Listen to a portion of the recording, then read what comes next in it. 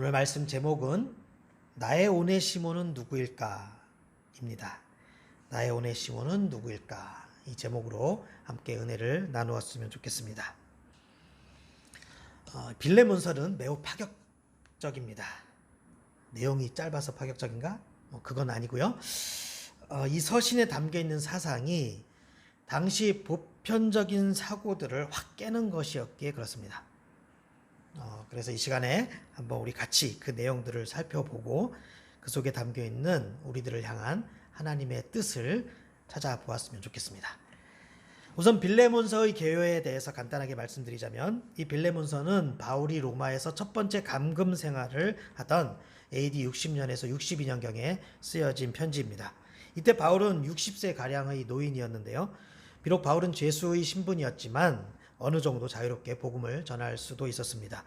그래서 이렇게 편지를 쓸 수 있었던 것이죠. 우리가 당시의 상황을 오늘날의 형법과 비교를 하면 좀 잘 이해가 안 될 수도 있습니다. 요즘은 징역 사는 거, 징역 5년, 징역 10년 이런 것도 벌이지 않습니까? 하지만 옛날에는 징역 자체가 어떤 판결된 벌은 아니었습니다. 그래서 감옥에 갇혔다는 것은 무슨 뜻이냐면 매를 맞는다든지 사형을 당한다든지 그런 진짜 그 형벌이 내리기 전에 일종의 대기 상태라고 할 수 있는 것이죠. 대기 상태. 물론 그렇다고 완전히 편하고 자유로운 것은 아니었지만 이렇게 어느 정도 복음을 전할 수는 있었습니다.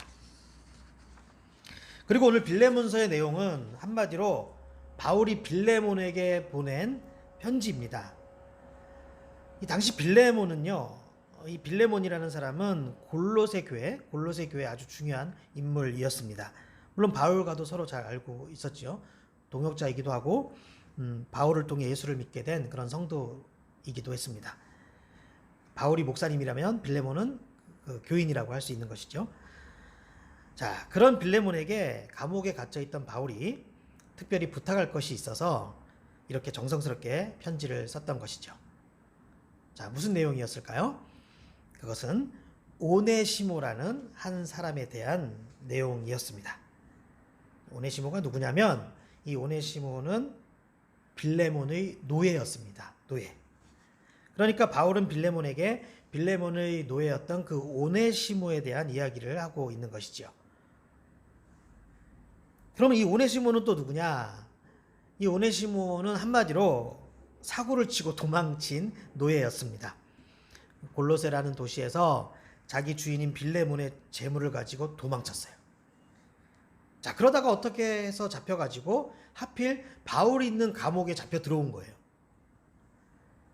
자, 이쯤 되면 바울의 편지 내용이 짐작이 가시죠? 아마 이러지 않았을까요? 이봐 빌레몬, 놀랄만한 소식이 있네. 내가 자네의 집에서 도망친 그 못된 도둑놈을 여기에서 만났지 뭔가. 내 이놈을 잘 감시하고 있으니 자네가 속히 이곳으로 와서 이놈을 잡아가게나. 그리고 오는 김에 내가 필요한 물건들, 좀 먹을 것들 그런 것도 좀 가져다 주게나. 자, 이런 내용이었지 않겠습니까? 그런데 실제 내용은 완전히 달랐습니다. 사실 그 어떤 사람도 예상 못할 아주 파격적인 내용이었어요. 자, 오히려 이런 내용이었습니다. 이보게 빌레몬, 잘 지내는가? 나는 늘 그대를 위해 기도하고 있고 또 신앙생활 잘하고 있다는 그대의 소식도 늘 듣고 있다네. 내가 오늘 한 가지 부탁할 일이 있어서 이렇게 편지를 쓴다네.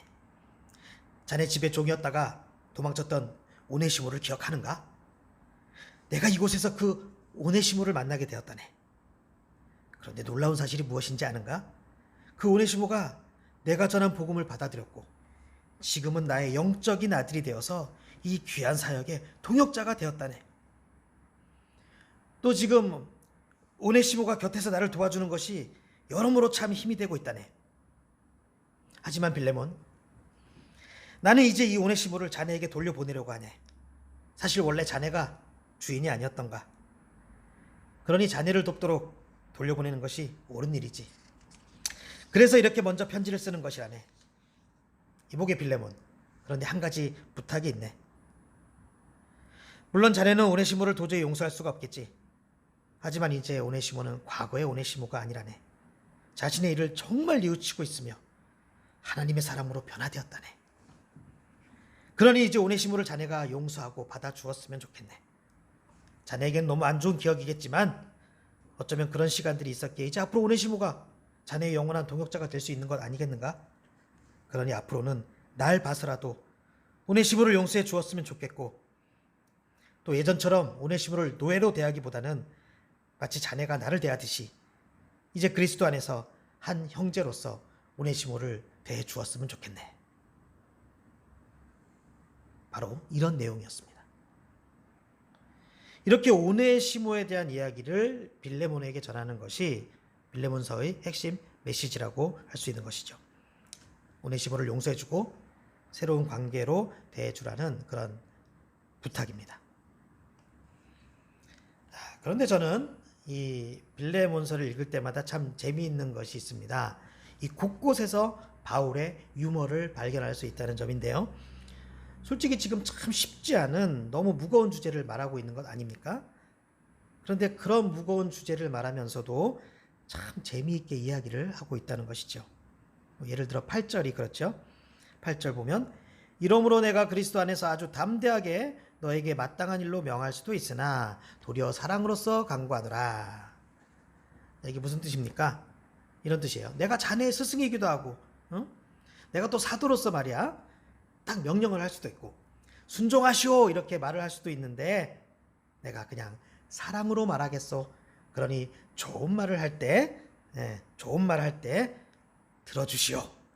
자, 이런 뜻이에요. 또 18절 19절도 재미있습니다. 그가 만일 너에게 불의를 하였거나 너에게 빚진 것이 있으면 그것을 내 앞으로 계산하라. 나 바울이 친필로 쓰노니 내가 갚으려니와 네가 이외에 네 자신이 내게 빚진 것은 내가 말하지 아니하노라. 자, 무슨 뜻이죠? 이런 뜻이에요. 오네시모가 갚아야 할 돈은 내 앞으로 다 달아놓으시구려. 내가 다 갚겠소. 지금 내가 이렇게 직접 친필로 증서를 쓰니까 너무 걱정하지는 마시구려. 아참, 그대가 아마 내게 빚진 것도 있지 않소? 뭐 나도 그대 하는 거 봐서 그 빚에 대해서 묻지 않겠소. 자, 이런 뜻입니다. 재밌죠? 그리고 마무리까지 유머가 넘칩니다. 21절. 나는 네가 순종할 것을 확신함으로 너에게 썼노니 네가 내가 말한 것보다 더 행할 줄을 아노라. 오직 너는 나를 위하여 숙소를 마련하라. 너희 기도로 내가 너희에게 나아갈 수 있기를 바라노라. 자, 이것은 이런 뜻입니다. 이복의 빌레몬, 자네는 내가 부탁한 것보다 훨씬 더 잘해줄 사람이라는 것을 나는 믿는다오. 그리고 자네가 어떻게 기도를 하느냐에 따라 내가 이 감옥에서 나갈 수도 있지 않겠소? 그러니 미리 내 거처도 좀 마련해 주시구려. 아마 빌레몬은 이 편지를 읽으면서 미소를 지었을 것 같습니다. 진짜 우리 바울 사도님 몸 발리신다니까 이랬을 것 같아요. 사실 이 바울이 처한 환경이 얼마나 살벌합니까? 그리고 그 사역이라는 것이 정말 위기의 연속이고 목숨을 내놓고 하는 그런 사역이잖아요. 그런데 어떻게 이렇게 유머가 나오는지 정말 신기한 일이죠. 자, 그만큼 주 안에서, 주님 안에서 기쁨과 평안을 풍성하게 누리고 있다는 것 아니겠습니까? 그러니까 감옥에서도 그런 내용 많잖아요. 주 안에서 항상 기뻐하라. 내가 다시 말하노니 기뻐하라. 감옥에서도 그런 선포를 할 수 있는 것이죠. 자, 이것이 바로 우리 크리스천들이 마땅히 가져야 될 그런 모습이라고 할 수 있습니다. 그런데 이런 유머들도 우리의 시선을 끌지만 빌레몬서에서 가장 주목할 수 있는 부분은 역시 파격입니다. 파격적인 사랑이에요. 그래서 우리가 빌레몬서를 제대로 이해하려면 먼저 노예가 어떤 존재인지를 잘 알아야 합니다. 노예는요, 그냥 단순히 좀 차별받는 사람이 아니었습니다. 옛날 우리나라 하인 머슴 뭐 이런 거하고도 달라요. 그래도 우리나라 하인들은 종종 주인과 대화도 하고 또 어떨 때는 주인과 함께 뭐 웃기도 하고 어느 정도 나누는 부분이 있었거든요. 하지만 옛날 서양의 노예들은 그냥 물건이었다고 생각하시면 돼요. 물건이에요. 요즘 가정에서 사용하는 청소기, 세탁기 뭐 이런 거 물건 있잖아요. 가전제품들. 노예가 딱 그런 개념이었다고 생각을 하시면 됩니다. 그래서 뭐 우리가 쓰던 물건들, 가전제품들 중고시장에 뭐 당근마켓 이런 데다 팔기도 하고 또 우리가 그런 가전제품들 중고로 구입하기도 하고 그렇게 하지 않습니까? 예. 그냥 노예도 그렇게 사고 팔았어요. 우리가 뭐 세탁기 사듯이 청소기 사듯이 그냥 물건처럼 취급을 했습니다.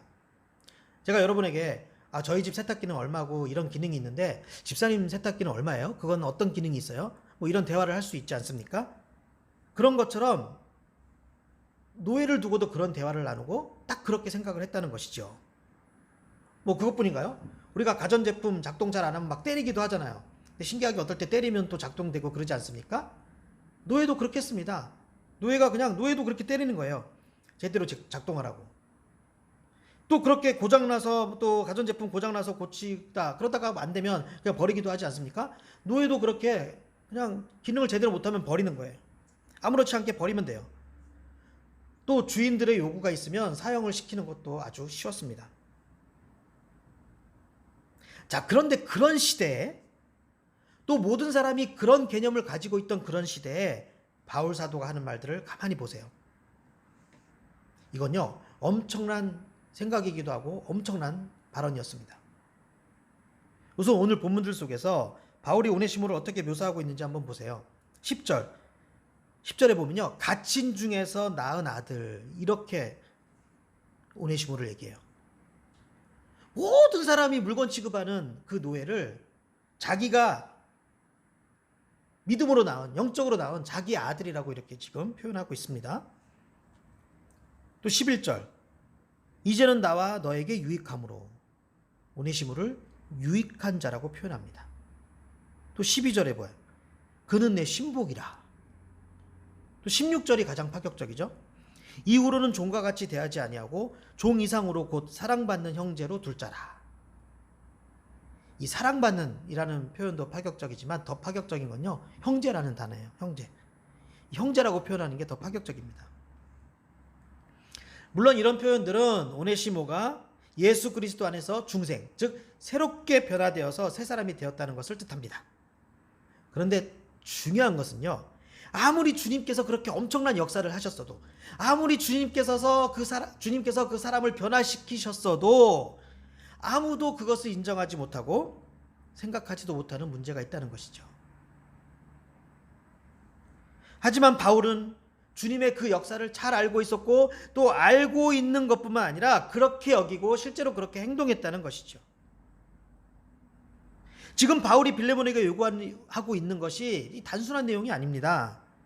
그냥 한 노예를 좀 불쌍하게 여기고 좀 잘해줘라, 좀 불쌍한 사람이지 않냐, 잘해주고 잘 대해줘라, 이런 정도가 아니에요. 지금 바울이 말하고 있는 거는. 우리가 그렇잖아요. 가난한 사람, 불쌍한 사람 잘해주고 도와줘라, 뭐 이런 말을 할 수 있잖아요. 지금 바울이 빌레몬서에서 이야기하고 있는 건 그 정도가 아니라고요. 그 정도가 아니에요. 이제부터 오네시모는 교회에 함께 속한 영적인 차원에서 사랑하는 형제라는 거예요. 그런데 거기서 끝도 아닙니다. 바울은 이렇게 말하고 있습니다. 자, 이제 오네시모 그는 주일에 교회에서만 자네의 형제가 아니네.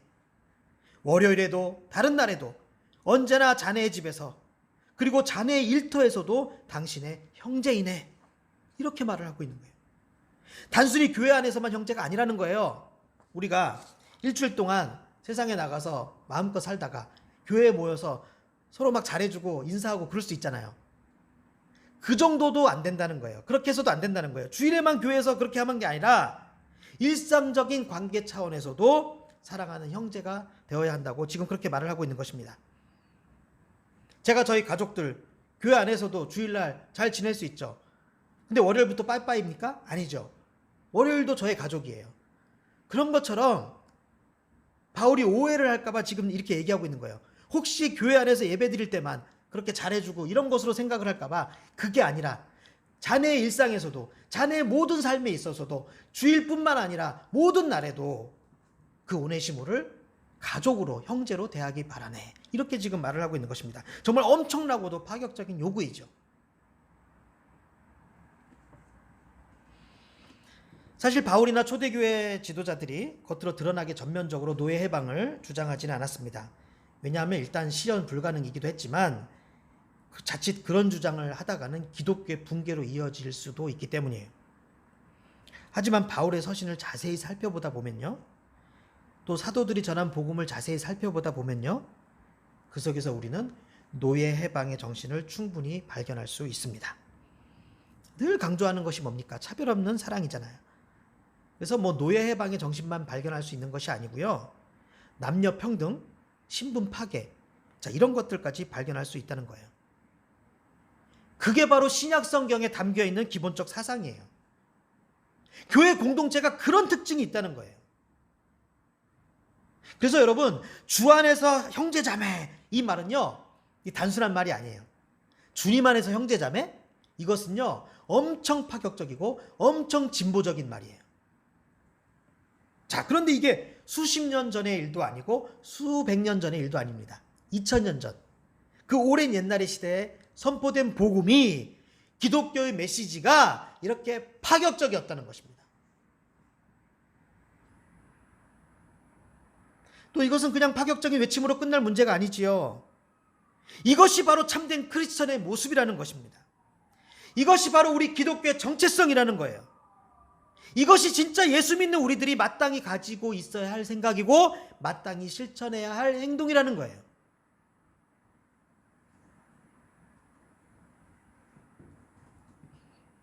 사실 이 파격적인 사랑은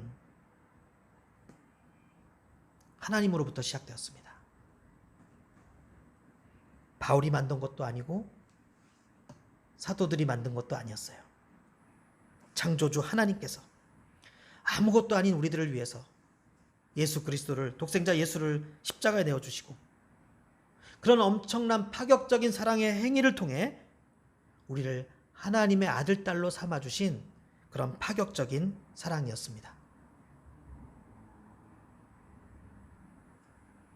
또 예수님이 세상에 계실 때 보여주신 그 사랑도 정말 파격적인 사랑 아니었습니까? 오죽하면 예수님 별명이 세리와 창기들의 친구였겠어요. 세리와 창기는 그 당시 모든 사람들이 가장 멸시하던 그런 사람들이었습니다. 예수님은 언제나 그렇게 대부분의 사람들이 무시하고 경멸하고 멀리하던 사람들에게 다가가셨고 손을 내미셨습니다. 많은 사람들이 손가락질하면서 조롱하던 세리의 집에 방문을 하셨고요. 많은 사람들이 부정하고 멀리하던 나병 환자에게 다가가 만져주셨고요. 많은 사람들이 개보다 못한 존재로 여기던 그 사마리아인에게 다가가서 복음을 전하셨습니다. 이것이 예수님이 보여주신 사랑이에요. 파격적이죠. 또 이런 파격적인 사랑을 그대로 배워서 예수님의 제자들과 사도들이 삶 속에서 그대로 실천을 했습니다. 또 수많은 크리스천들이 세계 곳곳에서 예수님처럼 파격적인 사랑을 삶 속에서 실천했습니다. 일일이 다 예를 들 수 없지만 우리나라도 그렇죠. 손양원 목사님 같은 경우도 한국 전쟁 중에 자신의 두 아들을 죽인 그 북한 군인을 자기의 양아들로 삼는 파격적인 그리스도의 사랑을 보여주었습니다.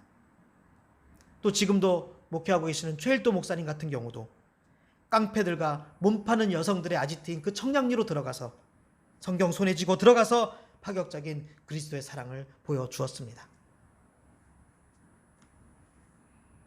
자, 정말 중요한 것은 그렇게 파격적인 사랑을 받았던 사람들이 어떻게 되었느냐 하는 것이죠.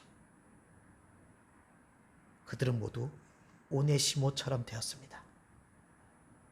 복음을 알기 전 정말 혐오의 대상이고 무시의 대상이고 조롱의 대상이었던 그 오네시모들이 그런 파격적인 사랑을 통해 하나님의 자녀들이 되었다는 거예요. 이게 정말 중요한 것이죠. 물론 세상에 파격적인 사랑의 이야기는 많이 있습니다. 또 굳이 예수님 믿는 사람이 아니어도 파격적인 사랑을 실천하는 사람들 많이 있죠. 하지만 이런 파격적인 사랑은 다른 사람들의 몫이 아니라 원래 우리 크리스천의 몫이라는 거예요. 다른 사람들의 몫이 아니고 우리 크리스천의 몫이 되어야 한다는 것입니다. 왜냐하면 우리는 단순히 파격적인 사랑을 보여주는 데서 그치는 것이 아니라 그 파격적인 사랑의 원래 주인이신 주님을 소개하고 그로 인해 그 사람에게 복음을 선물하는 것이기에 그렇습니다. 그로 인해 그 사람에게 영생을 선물하는 것이기에 그렇습니다. 그러니 이 파격적인 사랑은 우리 크리스찬의 몫이 원래 맞아요. 우리의 몫이에요.